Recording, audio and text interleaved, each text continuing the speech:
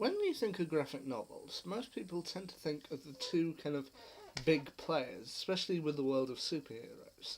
People tend to either think mostly of Marvel or DC. And kind of with their rivalry that's kind of been going on for years, it's easy to kind of get swept up in the kind of rivalry of those two big giants. But in the process, kind of over the many years, there are a few ones that have kind of snuck through as being from neither company, and have and have still managed to be great comics. So I thought today I would share with you 5 comics that I've managed to own over the past few years that aren't from either side and are still, I think, generally worth reading. I only have 5 that are kind of from neither of the big two giants, but yeah, I think they're worth reading. So first on the list, my number 5 spot, Valerian and Laureline. In my case, the first issue, The City of Shifting Waters. Now, I went to see the movie last year with a family member, and I personally enjoyed it. I wasn't familiar with the comic, but I found it to be an enjoyable space romp, and I do feel it was a good movie.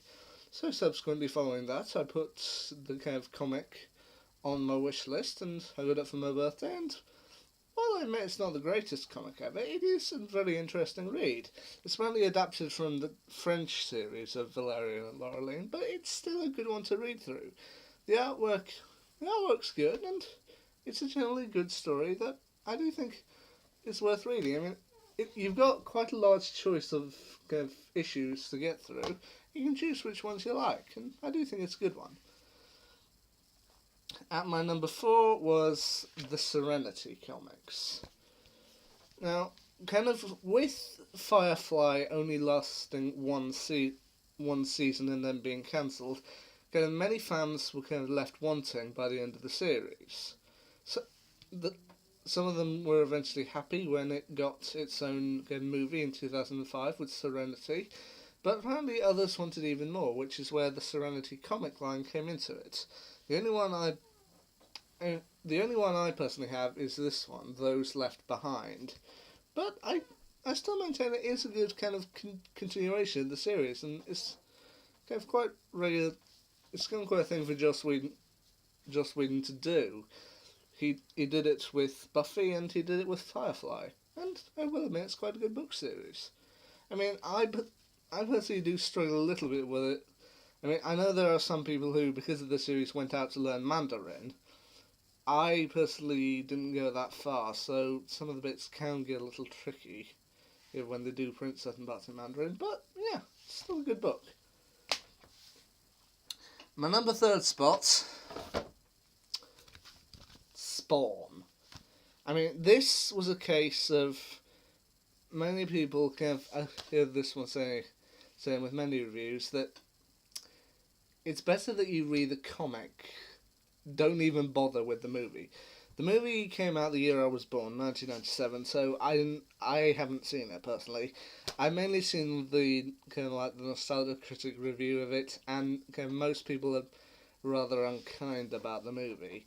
So I haven't seen the movie. I just went ahead and got the comic, and I do kind of see why people are angered about the movie, kind of butchering quite a large number of its parts, especially with John Leguizamo as the Violator, which I will admit is a little overly comical, where he's supposed to be kind of, yeah, he is comical in the comic, but he's also more kind of grizzled and angry. But yeah, it's still a good book, kind of, yeah, following the life of a hitman who eventually gets hit on himself and ends up in hell, where he has to lead the army of hell's demons.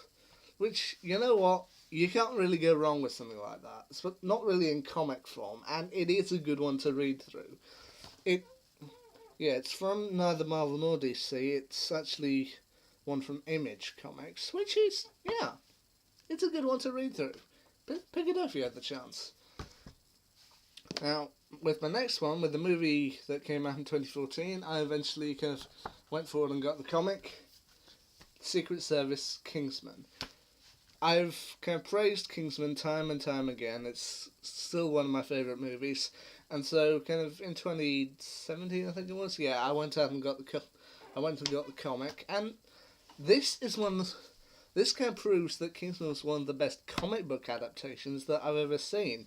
I mean, about 90% of the jokes and lines in the comic actually made its way into the movie, and the movie is astonishingly accurate. Yeah, it does take a few creative differences. For example, in the movie, Colin Firth's in the comic, Colin Firth's character would actually be related to Taron Egerton's character. But you know what? It's a great adaptation. It's a great book to read through, and you get some of the funniest things in there, and even kind of you remember certain parts in your head, and they're in here. They are in this book. I mean, as I say, it does take a few kind of creative differences, but it's astonishingly accurate, and it's a great book to read through. If you've seen the movie, you'll love the book. Trust me. But kind of we're talking about how the movie got it right, kind of commenting with the book.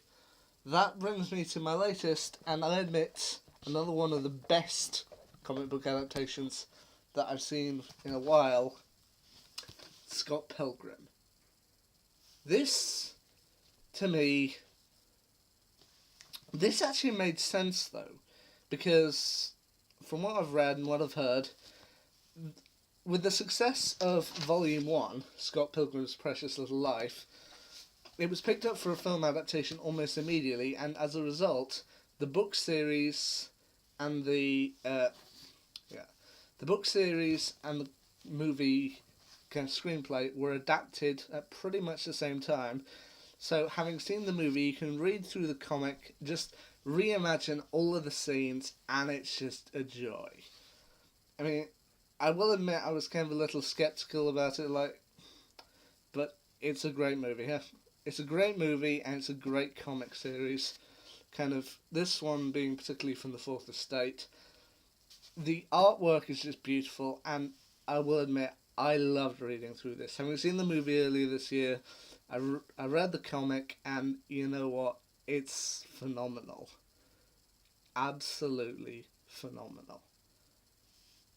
Not really more to say about it. If you haven't picked up the Scott Pilgrim series, I advise you check them out. It's a joy. Yep. Scott Pilgrim's Precious Little Life, Scott Pilgrim vs. the World, Scott Pilgrim and the Infinite Sadness, Scott Pilgrim Gets Together, Scott Pilgrim vs. the Universe, and Scott Pilgrim's Finest Hour, to which the final issue I think is my favourite, Scott Pilgrim's Finest Hour. But you know what, if you haven't picked up these books, you know what, just do it. Because you know what, if you've seen the movie, you won't regret it. It'll either make you want to if you've seen the movie, it'll make you want to read the book. And if you read the book, it'll make you want to rewatch the movie. It's that good. Trust me. But there you go. 5 comics that I've personally owned that aren't from either Marvel or DC. I say check them out. See ya.